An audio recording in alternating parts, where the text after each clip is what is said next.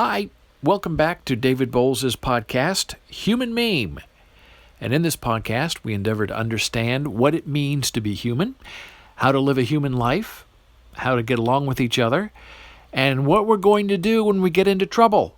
It's so easy to repress and to degrade and to pull people down. It's harder to build things from nothing. It's harder to lift people up when you're tired. And it's tiring to try to move forward when you don't think you can only take another step except backward. The topic today is mechanization of the self and the loss of wonder. And this in many ways is a brief history of the United States. So kind of bear with me as we go through three angles of understanding. Transportation, communication, and social living. So we start with wondering what is lost and won in the merits of what we now call a modern life. Now in 50 years, will it still be a modern life? Probably, and what we're talking about now will be antiquity and loss. We started in gears and steel and wood, and we are now in the technological age, which is transistors and CPUs and virtuality. And I'm not sure that the advancement has done us good as a society. It's been wonderful for advancing thought, science, and knowledge, but for social communication, for the human meme, on a personal blood level, I think we're worse for the wear. So we begin with the idea of the Wild West. Now, the history of America is people moving from east, right, where the Pilgrims landed, east to west. The Wild West, the expansive West, the land of opportunity is the West. And what's so interesting about moving east to west is you're moving against Mother Nature, because Mother Nature in the United States moves west to east. You can always predict the weather by looking at a map and saying, aha, whatever is sweeping in from the west is going to hit the east. So to go as a pioneer and pack up your family and get a Conestoga wagon and move east to west into an unknown, dangerous territory filled with threats to your life is more than just pioneer spirit. It is hubris. It is seeking danger. And when you seek danger, you are likely going to find it waiting for you. And danger is not always happy to see you. Danger is very happy to get rid of you, be it Native Americans defending their land, be it the dust storms, be it the Wild West itself. Uninhabitable.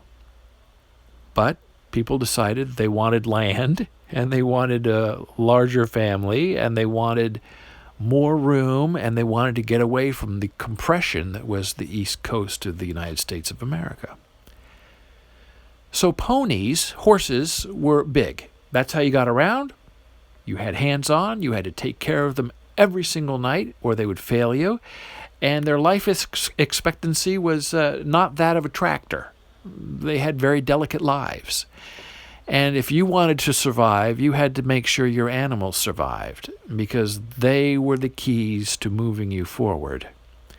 So you loaded up your Conestoga wagon, you went west, you had hopes and dreams of riches and a larger family. And sometimes you found it and sometimes you didn't find it. But when you did find it, you tended to stop where you were, put down some roots, and, as history would expand, wait for the trains to get to you.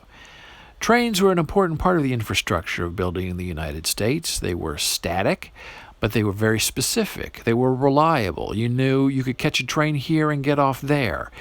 The rail is really what helped win the Wild West. And today, jumping forward in large leaps, we have cars, and we still get around.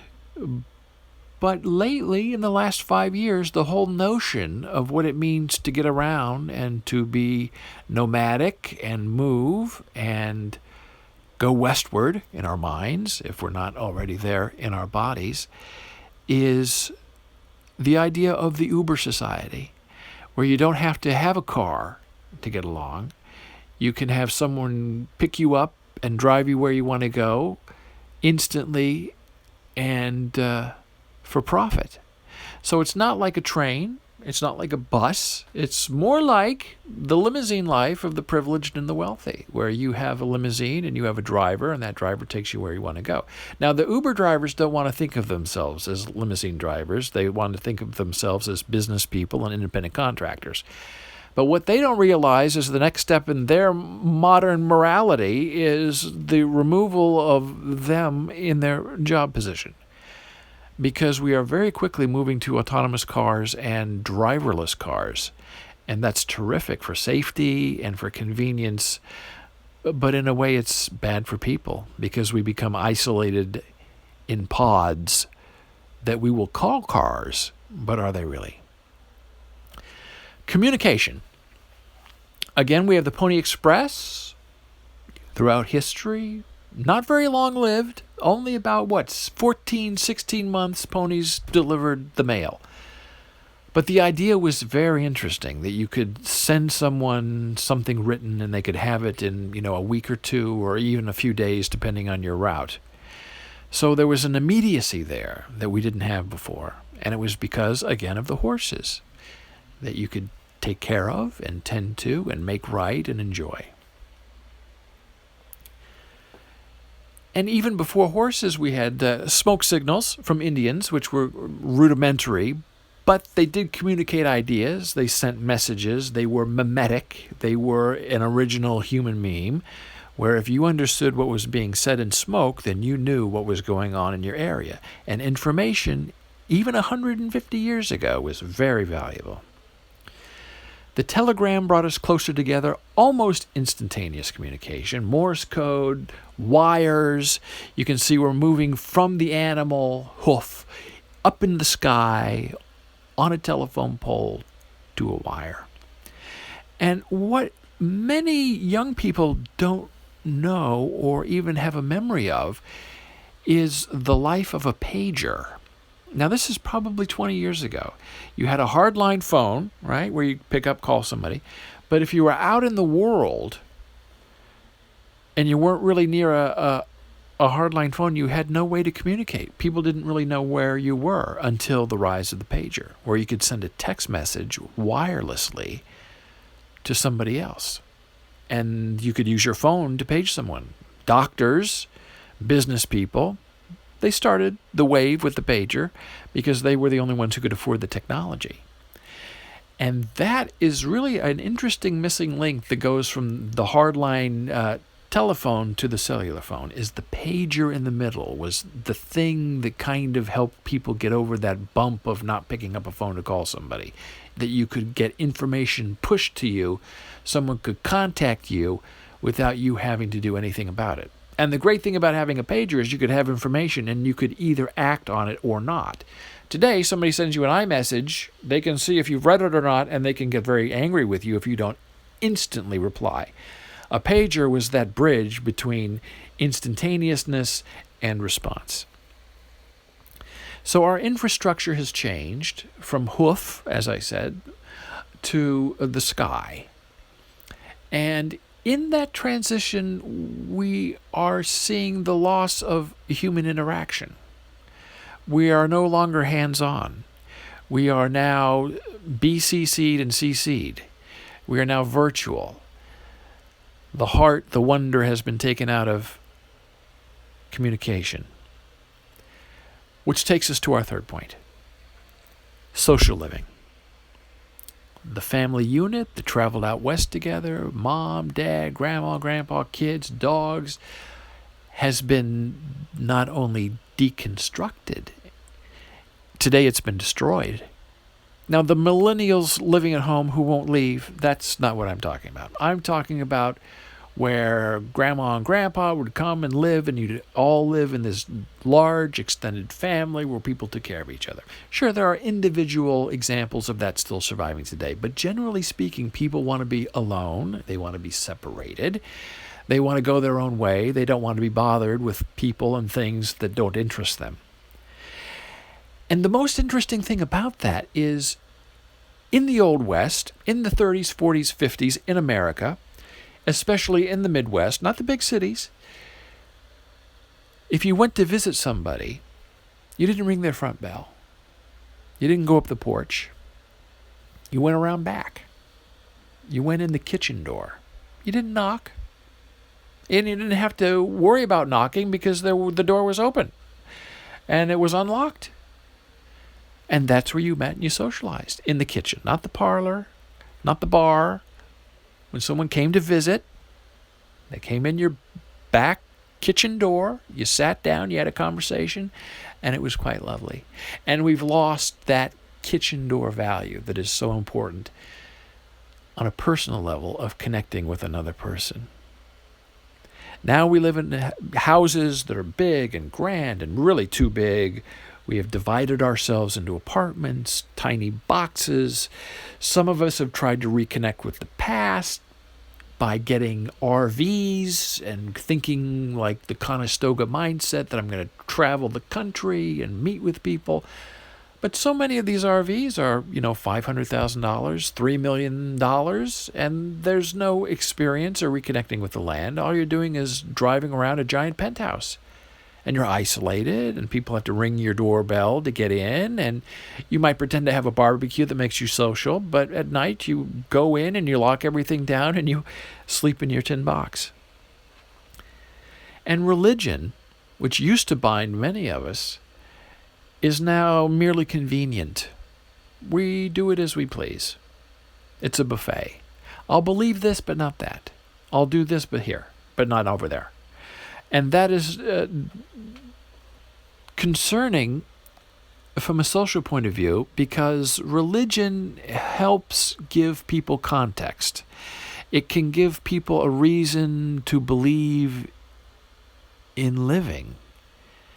And when that is taken away from someone, either through the progress of time and society, or by mandate of law, or just by disinterest in the family unit, people can become wounded.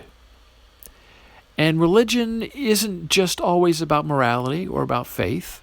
And there are atheistic people that I know who are very strong supporters of religion.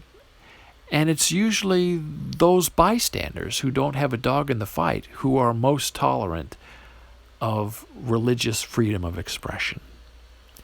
So we now live in this modern, compressed life.